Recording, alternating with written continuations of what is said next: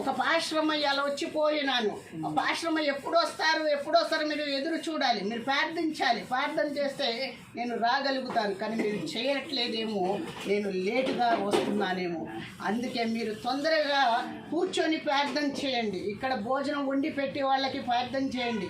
కష్టపడి మీకు యేసయ్య మరి ఎంతో బాధ, మరి ఎంతో ఇది, మన కుటుంబంలో మన బిడ్డలే మనకు చూడని స్థితి, కానీ ఇక్కడ కూడి వచ్చి ఇచ్చిన బిడ్డల్ని మరి ఇక్కడ యేసయ్యని, ఆయన భార్యని, ఆయన బిడ్డల కొరకు, మరి ఇక్కడ వచ్చే ప్రతి కుటుంబం కొరకు కూడా మీరు ప్రార్థన చేయాలి.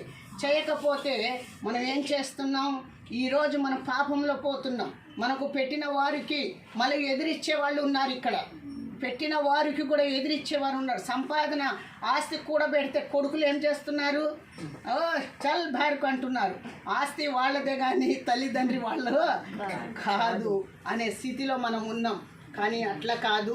ఈరోజు మనం పెడితేనే రేపు మన బిడ్డలు వాళ్లకు పెడతారనేది వాళ్ళకు తెలియకనే ఆ మాట, ఆ తోవలో వాళ్ళు నడుస్తున్నారు.